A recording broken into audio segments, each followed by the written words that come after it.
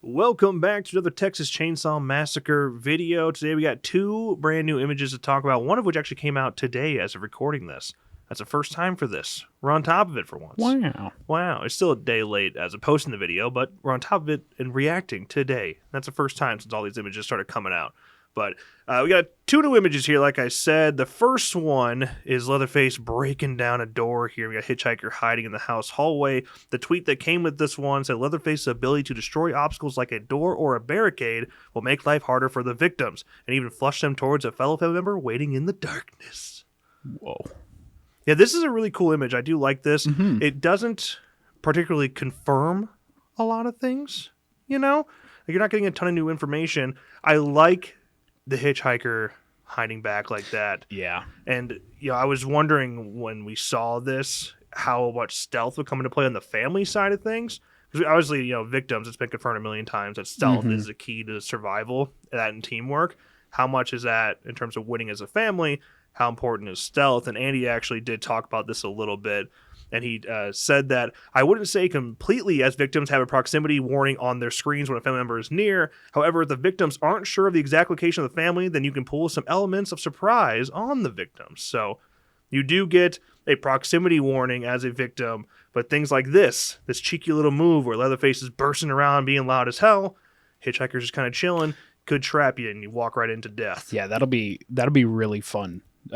Just getting family member different archetypes going. You always have Leatherface. That's confirmed. You're always going to have Leatherface in match. But figuring out which other family members to pair with them for different strategies is going to be so much fun to figure out. Oh, yeah, for sure. I'm excited to see what metas get built in really quickly. What are players going to figure out very quickly? And this is the part of the game where it can be truly scary. Yes. Now, there are some scary moments in, I think, all asymmetrical multiplayer horror games. Dead by Daylight, F-13, Evil Dead. They have moments where you can get jumped and freaked out, but they're not really scary overall, I would say. Right. This has potential to be scary all the time and super suspenseful, and you're kind of always on the edge of your seat thinking that a family member could be right around the corner, or a trap could be there at any time, and you're always relying on the sound and stealth, and I think that is scarier. It's just a scary presence. Yeah, atmosphere, sound, stealth. It's gonna be different for sure than all these other asymmetrical games out right now. Yeah, and this picture itself, because it's at night, we do know that it is the gas station.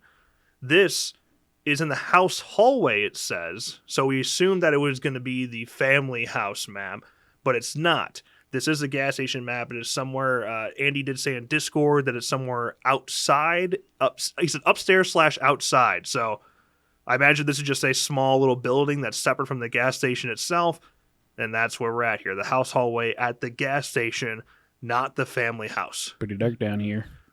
Pretty dark indeed. Yeah. So, yeah, we do know that is the gas station. Last thing I want to point out in this picture is those perks on Grandpa. I'm not positive this is the first time we've seen these, but I think it is. I think this is the first time we've really seen actual icons inside of the Grandpa perk spot there, where you need to level them up in order to activate the perks. Not sure what the perks themselves are. One is just a chainsaw. I imagine it's just the teeth of the chainsaw, but it does kind of look like it's flames there. It's flaming chainsaw. Let's go. I'm sure it's not. But yeah, I don't know what that would do. Maybe Leatherface's destruction goes up. He can break things down faster once you hit that perk. And the other one looks like an alarm, like a fire alarm type of look. I assume that is just more of a...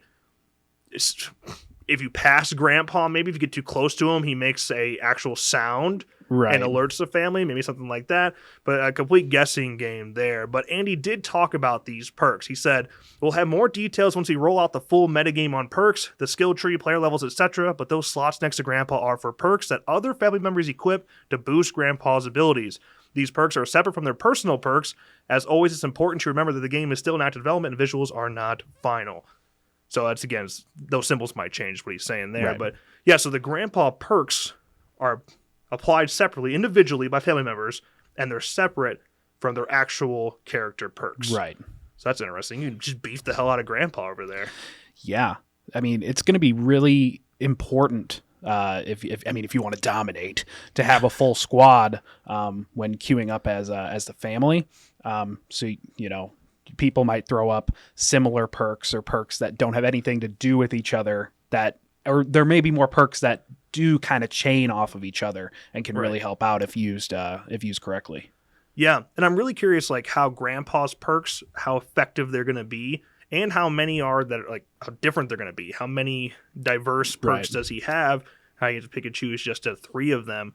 And I wonder if Grandpa in itself, how important he's going to be just as a whole, because, like, let's say you just don't collect the blood, or you don't go out of your way to go back to Grandpa to feed him the blood. Are you screwing yourself? Or do you really need him to be successful to find people, etc.? Right. Like, does the game need Grandpa drinking blood to progress, or is the family just going to be completely underpowered if they don't talk to Grandpa? Yeah, like, could it become a meta really quickly that you play as a fast family member, and then 2 of you kind of, or at least one of you worries about the traps and the power and the generators, and one person's literally just going around the tables and whatnot collecting blood to feed to Grandpa, like, instantly. So yeah. And I still wonder how much blood you actually need to feed him. Right. Because, like, right here, the Hitchhiker's rocking 38 out of 95 in the bottle. Can he just go feed Grandpa now, and will he still be able to add to that progress we see in that circle around Grandpa? Right. I don't know. These are the questions we still have, but Grandpa might be a game changer. Might be really important. Of course. He's the best, man. He's the best. He's been doing it forever. And just last thing on the perks here, because Andy was asked about it, how important perks are. Like, can you kind of go in without them and be successful? And he did say perks and builds for victims and, honestly, family are crucial. So you're going to have to grind. You're going to have to unlock things. And a formula like that is similar to Evil Dead, where if it can be tough as a new player. That's my biggest concern there. Like, if you jump in, you don't have any perks. Same with Dead by Daylight. If you don't have the perks to be successful, or you're just going to be fucking miserable until you do, because that's not fun. Right. Hope you get your ass whooped in your first 10 games, and then finally you have a perk that can actually do something, and now you can actually do good in a game. Right. Hopefully that's not the case, because that's what turned a lot of people off from Evil Dead and Dead by Daylight. Yeah. Like, don't get me wrong, it's very satisfying once you're there. Right. Once you get the things unlocked and you have the build you want. Dead by Daylight and Evil Dead both are a lot of fun, but the grind to get there, it does turn a lot of people away. So you get new players on, like, when you do like a free PlayStation month, especially because this game is on Game Pass, you're gonna have a lot of new people coming in all the time. It's, you want to turn their heads right away because they don't have any perks to keep up with everybody that doesn't stop playing. Right. So just something to point out. That's all. Okay, let's move on to our next picture here. This is one that came out today inside of the Slaughterhouse, not the Slaughter family house, but the Slaughterhouse itself. And we're in the meat inspection room. Got Sonny taking a little bit of damage here already. His health bar is down. The heart is yellow. A lot of cool stuff going on there. But the tweet for this one said, after making their way out of the basement, victims will find the upstairs is no salvation. Only more terror awaits. And of course, especially in this scenario, being in the Slaughterhouse during the day, this is much brighter than the last time we saw the Slaughterhouse. I don't know if you remember, but way back when, feels like forever ago now, it's probably over a year that picture came out, that had the poster inside of the Slaughterhouse that was actually the confirmation that you could turn lights on and off. Right. Way back when, and how important stealth was. Well, this is the same map, but much brighter. This is during the day here. This map is during the day. And yeah, there's not a lot of confirmation happening in this picture, but a couple things that you can see. I already mentioned the health. I already mentioned the heart. Sonny's got some damage on his face, so this is confirmed. He was in a bit of a melee battle with the family member, some sort of family member at some point, and he got away, but he took some damage in the process. A little bit of blood in front of him on the ground. Is it his? Is it someone else's? Oh boy! Is it just the corpse of a hog or a cattle? It could be any. Could be anything. Then you have I saw the little freezer in the back, so there's a hiding spot back there. Yep. You got the craft. I don't know if it's a craft table. It just looks like a craft table, and we've seen the exact same table at the family house as well. But the only thing we've seen interactive-wise, prompt-wise, is that you can like loot a toolbox there. Right. I don't think it's actually going to be like a crafting table. It just looks like one. That is like the most stereotypical looking craft table ever. It is. So get your parts ready and go over there. Over on the left side is where you got all your actual meat inspection parts. Ton of different body parts. Seems to be both human and animal. Got the hands over there in the back.